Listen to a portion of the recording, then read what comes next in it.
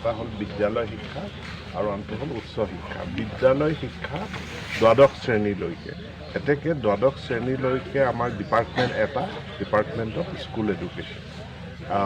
যিহেতু আমাৰ দশম শ্ৰেণী আৰু দ্বাদশ শ্ৰেণীৰ পৰীক্ষা পৰিচালনা কৰাৰ কাৰণে সুকীয়া দুখন বোৰ্ড আছিল। এতিয়া দুয়োখন একত্ৰিত কৰি অসম বিদ্যালয় শিক্ষা বোৰ্ড আমি গঠন কৰাৰ সিদ্ধান্ত যোৱাকালি কেবিনেটে অনুমোদন জনালে। গতিকে এতিয়া দুয়োটা মাৰ্জ হ'ব। মাৰ্জ হ'লেও ইয়াৰ দুটা উইং হিচাপে থাকিব। শাখা তাত দুটাই থাকিব, একাদশ দ্বাদশৰ কাৰণে এটা বেলেগ শাখা আৰু নৱম দশম শ্ৰেণীৰ কাৰণে এটা বেলেগ শাখা। বোৰ্ড এখন হ'ব, চেয়াৰমেন এজন হ'ব, কিন্তু দুজন ভাইচ চেয়াৰমেন থাকিব। একাদশ দ্বাদশৰ কাৰণে এজন উপসভাপতি আৰু নৱম দশমৰ কাৰণে আন এজন। মূলতঃ ইতিমধ্যে আমি সিদ্ধান্ত গ্ৰহণ কৰিছোঁ যে টেট কাম ৰিক্ৰুটমেণ্ট পৰীক্ষা হ'ব আমাৰ হাইস্কুল আৰু হায়াৰ ছেকেণ্ডেৰীৰ ক্ষেত্ৰত। আগতে কেৱল টেট হৈছিল টেটৰ নম্বৰৰ ওপৰত, এতিয়া নহয়। এতিয়া ইয়াৰ কাৰণে সুকীয়া পৰীক্ষা হ'ব আৰু পৰীক্ষাটোত সিমান সংখ্যক প্ৰাৰ্থী পাছ কৰিব যিমান সংখ্যক আমাৰ খালী আসন আছে। যদি 100 পোষ্টৰ কাৰণে এডভাৰটাইজ কৰা হয়, 100 পাছ কৰিব আৰু তেওঁলোকে নিযুক্তি লাভ কৰিব। আৰু এই টেট পৰীক্ষা ইয়াত 140 মাৰ্কছৰ হ'ব আৰু তাৰ ৰূপৰেখা কেনেকুৱা হ'ব সেই সম্পৰ্কে সিদ্ধান্ত হৈছে। দ্বিতীয় এটা সিদ্ধান্ত হৈছে, যিটো আমাৰ প্ৰাথমিক পৰ্যায়ত আমি ইতিমধ্যে ঘোষণা কৰিছোঁ যে এইবাৰ টেটৰ ওপৰত সৰ্বাধিক ৱেইটেজ দি পেলাই টেট পৰীক্ষাৰ ফলাফলৰ নম্বৰৰ সৰ্বাধিক ৱেইটেজ দিয়া হ'ব। লগত তেওঁলোকৰ DLED আৰু তেওঁলোকৰ গ্ৰেজুৱেশ্যন আপাৰ প্ৰাইমেৰীৰ ক্ষেত্ৰত আৰু তাৰ এটা ৱেইটেজ লৈ পেলাই মেৰিট লিষ্টখন প্ৰস্তুত কৰা হ'ব।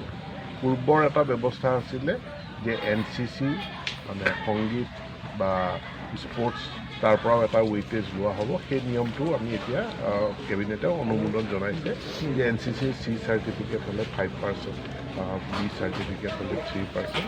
এইটো কেবিনেটে অনুমোদন কৰে। এইটোতো আপুনি বিতৰ্ক কৰোঁ বুলি ক'লেতো যেনেকেই নহওক কৰিয়ে থাকিব পাৰে, কিন্তু গৰিষ্ঠ সংখ্যক মিচিং বসতি প্ৰধান জিলা এইকেইখন আৰু মিচিং স্বায়ত্তশাসিত পৰিষদখনৰো এলেকা এই 10খন জিলাৰ ভিতৰত সীমাবদ্ধ। এতেকে এই 10খন জিলাত পাব্লিক কমিটিটো দিয়া। মেট্ৰিকৰ পৰীক্ষা ক্লাছ 10ৰ পৰীক্ষাটো হ'ব। মেট্ৰিক বুলি বোলে মেট্ৰিক শব্দটোৰ অৰ্থই হ'ল অৰ্থই হ'ল 10। গতিকে 10ৰ পৰীক্ষা থাকিব। এতিয়া আমাৰ যিটো চাৰ্টিফিকেটখন দিয়ে, চাৰ্টিফিকেটখনটো মেট্ৰিক বুলি লিখা নাথাকে, HSLC বুলি লিখা থাকে। গতিকে মেট্ৰিক পৰীক্ষা সেইটো এটা ধাৰণা। ক্লাছ 10ৰ পৰীক্ষাটো আগতে যেনেকৈ হৈছিল এতিয়াও হৈছে, হ'ব আৰু এই পৰীক্ষা বৰ্ডে পাতিব। আৰু এনেদৰে আজিৰ দিনটোত ধেমাজিৰ মাছখোৱাত উপস্থিত হৈছিলে ৰাজ্যৰ শিক্ষামন্ত্ৰী ৰণোজ পেগু। আৰু তেখেতে ঘোষণা কৰিছে যে ৰাজ্যৰ যিসকল শিক্ষক চাকৰি কৰিবৰ কাৰণে যিসকল আগ্ৰহী আছে সেইসকল প্ৰত্যাশীৰ বাবে এই মুহূৰ্তত এটা বিশেষ খবৰ যে অচিৰেই ৰাজ্য চৰকাৰৰ শিক্ষা বিভাগৰ তৰফৰ পৰা অনুষ্ঠিত হ'ব সেই বিশেষ পৰীক্ষা টেট কাম ৰিক্ৰুটমেণ্ট টেষ্ট। 140 নম্বৰৰ বাবে অনুষ্ঠিত হ'ব এই বিশেষ পৰীক্ষা। আৰু বিশেষ পৰীক্ষাৰ জৰিয়তে যিমান সংখ্যক পদ অসম চৰকাৰৰ শিক্ষক পদ খালী আছে সেই অনুপাতে তেওঁসকল উত্তীৰ্ণ হ'ব। আৰু উত্তীৰ্ণ আটাইকেইগৰাকীয়ে তেওঁলোকে চাকৰি লাভ কৰিব অসম চৰকাৰৰ তৰফৰ পৰা। লগতে স্পৰ্টছ আৰু NCC চাৰ্টিফিকেট যিসকলৰ আছে সেইসকলৰ বাবেও এই পৰীক্ষাত এক বিশেষ ব্যৱস্থা কৰা হ'ব যে NCC চাৰ্টিফিকেট থাকিলে আপোনালোকে 5% নম্বৰ লাভ কৰিব, NCC B চাৰ্টিফিকেট থাকিলে আপোনালোকে 3% নম্বৰ লাভ কৰিব।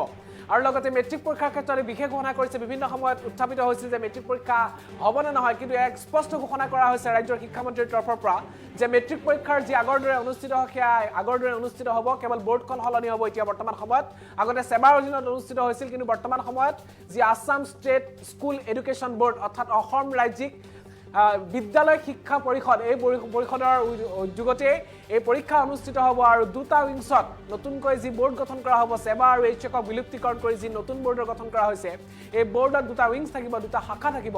আৰু এই প্ৰথম শাখাটোৱে নৱম দশম আৰু দ্বিতীয় শাখাটোৱে একাদশ দ্বাদশ শ্ৰেণীৰ কাম কাজসমূহ পৰিচালনা কৰিব। লগতে এজন অধ্যক্ষ আৰু এজন উপাধ্যক্ষৰ জৰিয়তে সমগ্ৰ কাম কাজ পৰিচালনা হ'ব। আৰু বিশেষ ঘোষণা কৰা দেখিবলৈ পোৱা গৈছে টেট কাম ৰিক্ৰুটমেণ্ট টেষ্টক লৈ বিশেষ ঘোষণা কৰিছে। লগতে Assam higher secondary education council আৰু বৰ্ড অফ ছেকেণ্ডেৰী এডুকেশ্যনৰ বিলুপ্তিকৰণ ঘটাই অসম চৰকাৰে কেনেধৰণৰ কাৰ্যপন্থাসমূহ ভৱিষ্যত দিনত গঠন কৰিব বা ল'ব সেই ক্ষেত্ৰত বিশেষ ঘোষণা কৰা দেখিবলৈ পোৱা গ'ল ৰাজ্যৰ শিক্ষামন্ত্ৰীগৰাকীয়ে। আৰু অচিৰেই ৰাজ্যত শিক্ষক নিযুক্তিৰ বাবে এক বৃহৎ ঘোষণা দিয়া দেখিবলৈ পোৱা গ'ল। আৰু অচিৰেই ৰাজ্যত যিসমূহ শিক্ষক পদ খালী আছে তাৰ অনুপাতে অসম চৰকাৰে যেনেধৰণৰ আছাম ডাইৰেক্ট ৰিক্ৰুটমেণ্ট টেষ্ট অনুষ্ঠিত হয়, যিমান পদ থাকে তাৰ বিপৰীতে নিযুক্তি দিয়া হয় বা তাৰ বিপৰীতে মেধাৰ তালিকা প্ৰস্তুত কৰা হয়, সেই অনুপাতে একেধৰণেই এতিয়াৰ পৰা টেট কাম ৰিক্ৰুটমেণ্ট টেষ্ট নামৰ পৰীক্ষাটোৰ জৰিয়তে তেনেধৰণৰে সেইসমূহ পৰীক্ষা অনুষ্ঠিত কৰা হ'ব আৰু সেই পৰীক্ষাত যদি আপোনালোকে উত্তীৰ্ণ হয় আপোনালোকে পোনে পোনে চাকৰি লাভ কৰিব পাৰিব যিসকল DLED উত্তীৰ্ণ BEd উত্তীৰ্ণ হোৱাৰ পিছতে আপোনালোকে পুনৰ TET পৰীক্ষাত বহি বা পুনৰ পৰৱৰ্তী সময়ত আপোনালোকে ইণ্টাৰভিউ বা এনে ধৰণৰ কামৰ কাৰণে যাব নালাগে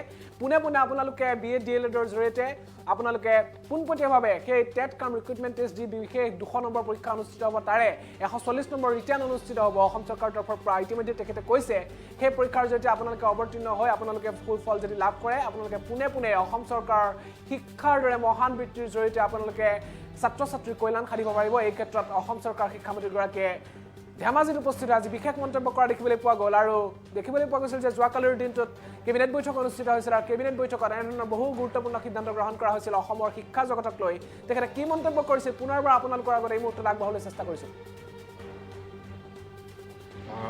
সমগ্ৰ ভাৰতবৰ্ষত এতিয়া ৰাষ্ট্ৰীয় শিক্ষানীতিৰ অধীনত আমাৰ শিক্ষাটো দুই ভাগত বিভক্ত এটা হ'ল বিদ্যালয় শিক্ষা আৰু আনটো হ'ল উচ্চ শিক্ষা বিদ্যালয় শিক্ষা দ্বাদশ শ্ৰেণীলৈকে এতেকে দ্বাদশ শ্ৰেণীলৈকে আমাৰ ডিপাৰ্টমেণ্ট অফ স্কুল এডুকেশ্যন যিহেতু আমাৰ দশম শ্ৰেণী আৰু দ্বাদশ শ্ৰেণীৰ পৰীক্ষা পৰিচালনা কৰাৰ কাৰণে সুকীয়া দুখন বোৰ্ড আছিল এতিয়া দুইখন একত্ৰিত কৰি অসম বিদ্যালয় শিক্ষা বোৰ্ড আমি গঠন কৰাৰ সিদ্ধান্ত যোৱাকালি কেবিনেটে অনুমোদন জনালে গতিকে এতিয়া দুইটা মাৰ্জ হ'লেও ইয়াৰ দুটা উইং হিচাপে থাকিব শাখা তাত দুটাই থাকিব একাদশ দ্বাদশৰ কাৰণে এটা বেলেগ শাখা আৰু নৱম দশম শ্ৰেণীৰ কাৰণে এটা বেলেগ শাখা বোৰ্ড এখন হ'ব চেয়াৰমেন এজন হ'ব কিন্তু দুজন ভাইচ চেয়াৰমেন থাকিব একাদশ দ্বাদশৰ কাৰণে এজন উপসভাপতি আৰু নৱম দশমৰ কাৰণে আন এজন মূলতঃ ইতিমধ্যে আমি সিদ্ধান্ত গ্ৰহণ কৰিছোঁ যে TET Cum Recruitment পৰীক্ষা হ'ব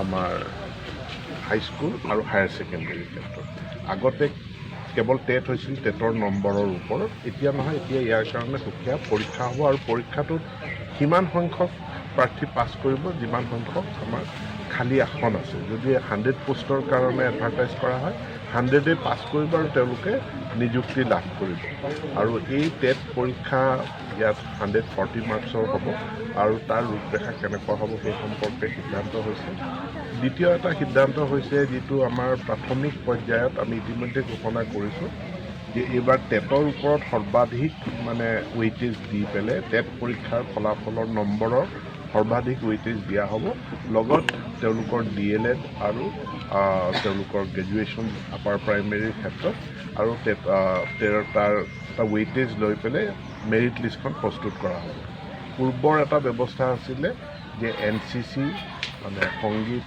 বা স্পৰ্টছ তাৰ পৰাও এটা ৱেইটেজ লোৱা হ'ব সেই নিয়মটো আমি এতিয়া কেবিনেটেও অনুমোদন জনাইছে যে NCC C চাৰ্টিফিকেট হ'লে 5% B চাৰ্টিফিকেট হ'লে 3% এইটো কেবিনেটে অনুমোদন কৰে এইটোতো আপুনি বিতৰ্ক কৰোঁ বুলি ক'লেতো যেনেকেই নহওক কৰিয়ে থাকিব পাৰে কিন্তু গৰিষ্ঠ সংখ্যক মিচিং বসতি প্ৰধান জিলা এইকেইখন আৰু মিচিং স্বায়ত্তশাসিত পৰিষদখনৰো এলেকা এই 10খন জিলাৰ ভিতৰত সীমাবদ্ধ এতেকে এই 10খন জিলাত পাব্লিক কমিটিটো দিয়া চব মেট্ৰিকৰ পৰীক্ষা ক্লাছ 10ৰ পৰীক্ষাটো হ'ব মেট্ৰিক বুলি বোলে মেট্ৰিক শব্দটোৰ অৰ্থই হ'ল অৰ্থই হ'ল 10 গতিকে 10ৰ পৰীক্ষা থাকিব এতিয়া আমাৰ যিটো চাৰ্টিফিকেটখন দিয়ে চাৰ্টিফিকেটখনটো মেট্ৰিক বুলি লিখা নাথাকে HSLC বুলি লিখা থাকে গতিকে মেট্ৰিক পৰীক্ষা সেইটো এটা ধাৰণা ক্লাছ 10ৰ পৰীক্ষাটো আগতে যেনেকৈ হৈছিল এতিয়াও হৈছে হ'ব